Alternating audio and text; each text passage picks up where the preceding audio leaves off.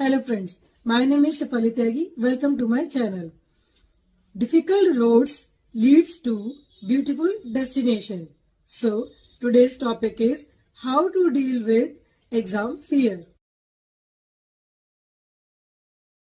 आज हम बात करते हैं हमें एग्जाम से क्यों डर लगता है या फिर क्या वजह है जब एग्जाम का नाम आता है तो हम घबराने लगते हैं, हमें बेचैनी महसूस होती है, हम बहुत ज्यादा स्ट्रेस फील करते हैं, एंजाइटी अटैक्स आते हैं। एग्जाम्स हमारी लाइफ नहीं है, हमारी लाइफ का एक पार्ट है। इनको हमें अपने ऊपर हावी नहीं होने देना है। हमें ये जानना होगा कि हमें एग्जाम से डर क्यों लगता है।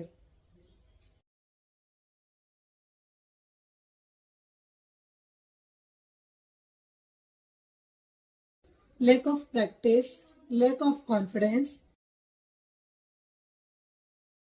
Lack of concentrate, lack of preparation, time management, exam phobia,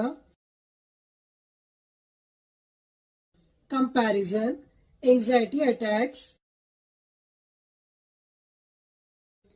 irregularity. इन सब कारणों से ही हमें एग्जाम का डर लगा रहता है या फिर एग्जाम के नाम से हम घबराने लगते हैं और हमें बहुत ज्यादा टेंशन फील होती है। तो आइए जानते हैं कि हम एग्जाम फियर को कैसे दूर कर सकते हैं। प्रैक्टिस। हमें स्टार्टिंग से ही हर सब्जेक्ट की अच्छे से प्रैक्टिस करनी चाहिए, क्योंकि मैथ्स या फिर कोई भी ऐसा सब्जेक्ट, क्योंकि औरों में तो आप रिवीजन करेंगे, लर्निंग करेंगे, और मैथ्स में आप जितने न्यूमेरिकल्स करें उतना ही अच्छा होता है। तो आप हर एक सब्जेक्ट में प्रैक्टिस जरूर करिए।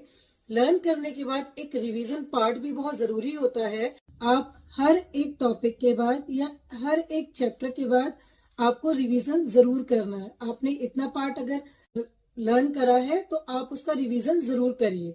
या फिर मैथ्स में आपने इतने न्यूमेरिकल्स कर लिए हैं, इतने लेस ट्राई कर लिए हैं, तो फिर आप उसका रिवीजन करिए या उसकी प्रैक्टिस करिए, क्योंकि इंग्लिश में एक कहावत भी है, practice make a man perfect. तो इसलिए प्रैक्टिस करते रहिए। आप हमेशा ये सोचेंगे अपने माइंड में कि मैंने जब इतनी प्रैक्टिस की है तो फिर मुझे किस बात का डर, मेरा एग्जाम तो बहुत ही अच्छा जाएगा। कॉन्फिडेंस। अपने आप पे फुल कॉन्फिडेंस रखिए, ओवर कॉन्फिडेंस नहीं, फुल कॉन्फिडेंस। क्योंकि जितना आपने लर्न किया है, जितना आपने रिवाइज करा है, जितनी आपने प्रैक्टिस करी है, आपको सब कुछ आता है और आप ही अच्छे से जानते हैं कि आप अपना बेस्ट देंगे, क्योंकि हर कोई अपना 100% देना चाहता है और देता भी है। अपने आप पे कॉन्फिडेंस रखिए कि एग्जाम्स में एंट्री करते वक्त या आपके सामने आंसर शीट आती है तो आप हमेशा ये सोचिए कि आपको सब कुछ आता है और आप बहुत अच्छे से इस एग्जाम को क्रैक कर पाएंगे। इसलिए हमेशा कॉन्फिडेंट रहिए। कॉन्सेंट्रेट। हमेशा जो भी आप पढ़ते हैं उसको फुल कॉन्सेंट्रेट के साथ पढ़िए। मैं ये नहीं बोलती कि 24 घंटे में से आप 16 घंटे आपको पढ़ना ही पढ़ना है, लेकिन आप अगर 1 घंटा सुबह पढ़ रहे हैं और 1 घंटा शाम को पढ़ रहे हैं, ठीक है, इतना सफिशिएंट है, लेकिन उसको बिल्कुल कंसंट्रेट के साथ पढ़ना है। क्योंकि आप वो 1 घंटा जो आप स्टडी कर रहे हो, अगर आपने उसे कंसंट्रेट के साथ पढ़ा है तो वो आपको लाइफ टाइम तक लर्न रहेगा। अगर आप वो 1 घंटा टाइम पास कर रहे हैं और आपको लग रहा है कि मैंने 1 घंटा तो बहुत ज्यादा स्टडी कर लिया, अब इवनिंग में मैं 1 घंटा पढ़ लूंगा, बस इतना सफिशियंट है, तो वो फुल कॉन्सेंट्रेट नहीं है। इसलिए आपको एग्जाम में जब आप एंट्री करते हो और एग्जाम का नाम सुनते हो तो आपको अपने अंदर एक डर फील होता है। आपका मन जानता है कि आपने इतनी अच्छी स्टडी नहीं करी है, ना ही आप इतने अच्छे कंसंट्रेट के साथ पढ़े हैं। तो इसलिए जब भी आप पढ़ें, चाहे आप इतना ही पढ़ें, लेकिन कंसंट्रेट के साथ पढ़ें, जिससे कि आपको एग्जाम का डर खत्म हो जाए। क्योंकि इतना पार्ट अगर आपने लर्न किया है और इसे आपने रिवाइज भी करा है तो आपके अंदर इतना कॉन्फिडेंस होगा कि मैंने ये सब कुछ पढ़ा है और ये मुझे लर्न है। जो भी करिए कॉन्सेंट्रेट के साथ करिए। Time management. टाइम मैनेजमेंट बहुत ज़रूरी होता है अपना सिलेबस कवर करने के लिए और अपने आप में कॉन्फिडेंस बिल्डअप करने के लिए, कंसंट्रेट करने के लिए और प्रैक्टिस करने के लिए भी। टाइम मैनेजमेंट हमारी लाइफ में बहुत इम्पोर्टेंट रोल प्ले करता है।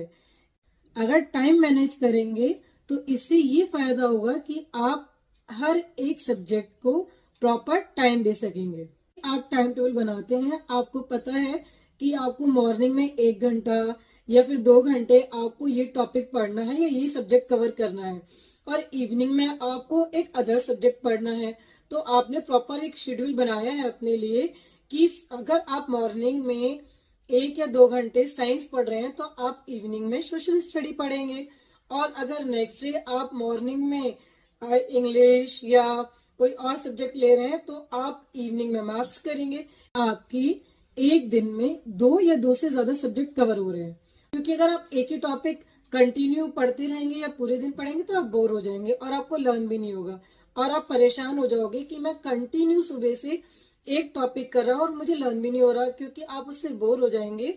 आपका माइंड भी रिलैक्सेशन चाहता है बट आप उसको दे नहीं रहे हैं, तो आप टॉपिक चेंज करके पढ़िए। इससे एग्जाम फियर भी कम होगा और आपका कॉन्फिडेंस लेवल हाई होगा। Irregularity, my advice is never do tomorrow what you can do today. Irregularity means कि आप अपनी पढ़ाई के लिए, अपने सब्जेक्ट के लिए इरेगुलर हैं। आपको इसमें रेगुलरिटी लानी पड़ेगी। आपको कोई भी काम कल पर नहीं छोड़ना है।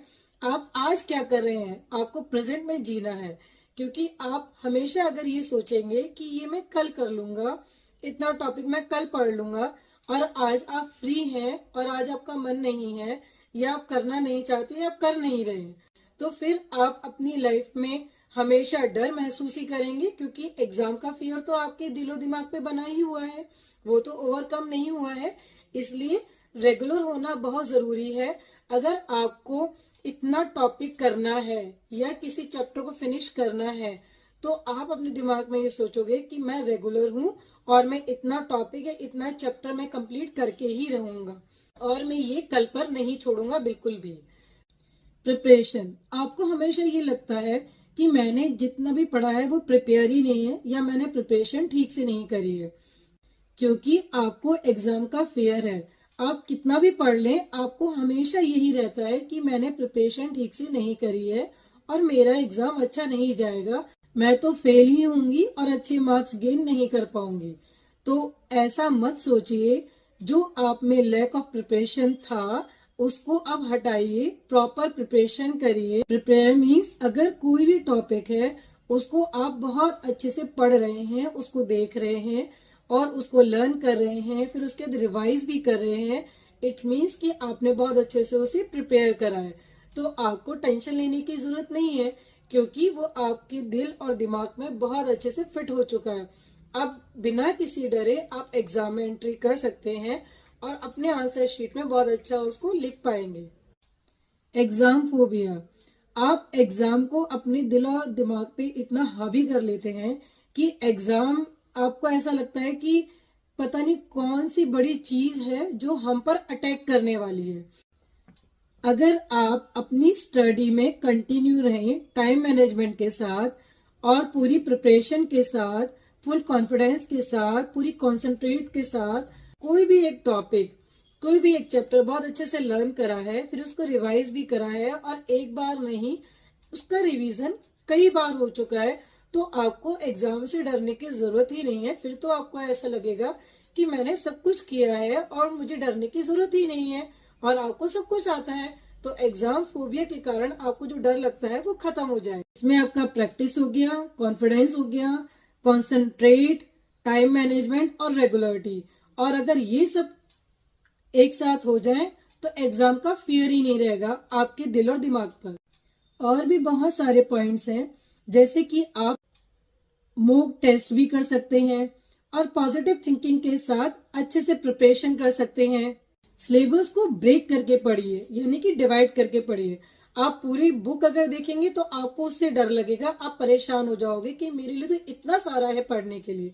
लेकिन अगर आप सिलेबस को ब्रेक कर देंगे या डिवाइड कर देंगे कि आपको इतना मॉर्निंग में पढ़ना है, इतना इवनिंग में करना है, इतना आप कल करोगे, तो आपको डर भी नहीं लगेगा और आपके चैप्टर्स कंप्लीट हो जाएंगे और एग्जाम फियर या एग्जाम फोबिया बहुत दूर चला जाएगा।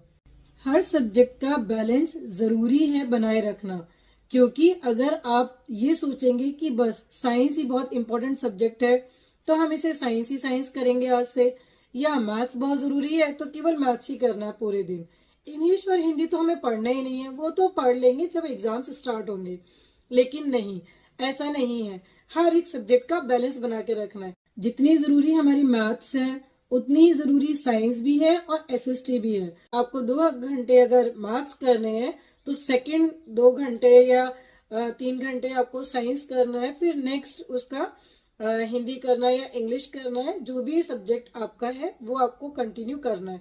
तो इट मीन्स कि आपको हर एक सब्जेक्ट का बैलेंस बना के पढ़ना है और एक टाइम पर एक ही सब्जेक्ट पर फोकस करिए। ये नहीं कि आप मैथ्स कर रहे हैं और आपके दिमाग में साइंस चल रही है, आप साइंस कर रहे हैं आपके दिमाग में एसएसटी चल रही है, आप एसएसटी कर रहे हैं आपके दिमाग में इंग्लिश चल रही है कि अरे मेरे तो इतने सारे सब्जेक्ट्स रह गए हैं, मैं कैसे मैथ्स कंप्लीट करूंगा, और मैथ्स हो नहीं पा रही है आपकी, आपका आधी रह गया और आप तुरंत साइंस लेके बैठ गए कि नहीं मुझे साइंस करनी जल्दी जल्दी, और पता चला आपकी साइंस भी नहीं हुई, आप एसएसटी लेके बैठ गए।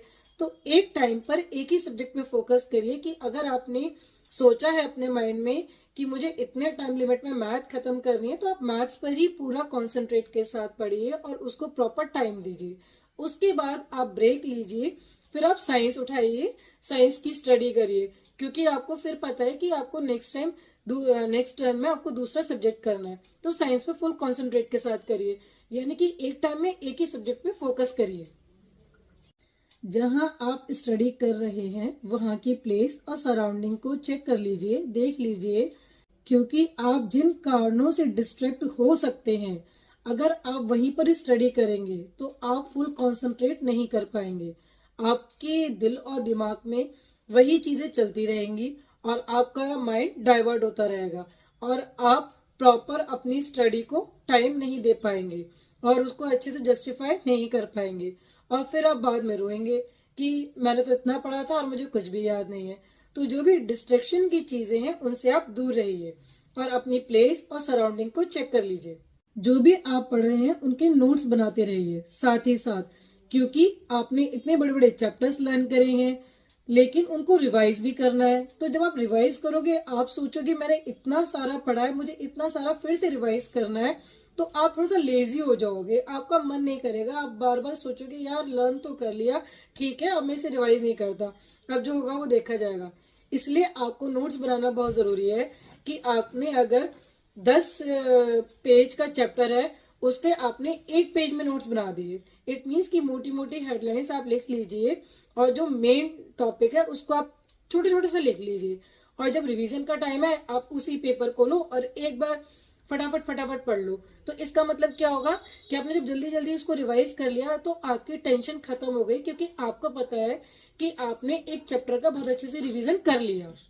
स्टार्टिंग से ही आप थोड़ा थोड़ा थोड़ा थोड़ा पढ़ोगे तो जब एग्जाम आएंगे तो आपकी बॉडी बहुत रिलैक्स फील करेगी, आपका माइंड बहुत कूल रहेगा, आपको कोई एंजाइटी अटैक्स नहीं आएंगे, कोई स्ट्रेस नहीं होगा, और आप फुल कंसंट्रेट के साथ पूरे कॉन्फिडेंस के साथ आप अपने एग्जाम में बैठेंगे, एग्जाम्स बहुत अच्छा करेंगे और एग्जाम फेयर आपका पूरा खत्म हो जाएगा। हेल्दी डाइट लीजिए, सोशल मीडिया से दूर रहिए और अपनी बॉडी को अपनी नीड के अकॉर्डिंग प्रॉपर रेस्ट दीजिए। मेडिटेशन करिए, योगा करिए, एक्सरसाइज करिए। इसलिए कहा जाता है procrastination is the thief of time. अगर आप इन टेक्निक्स को या इन पॉइंट्स को फॉलो करेंगे तो कभी भी आपको एग्जाम फेयर नहीं होगा और आपकी लाइफ बहुत स्मूथली रन करेगी। Thank you.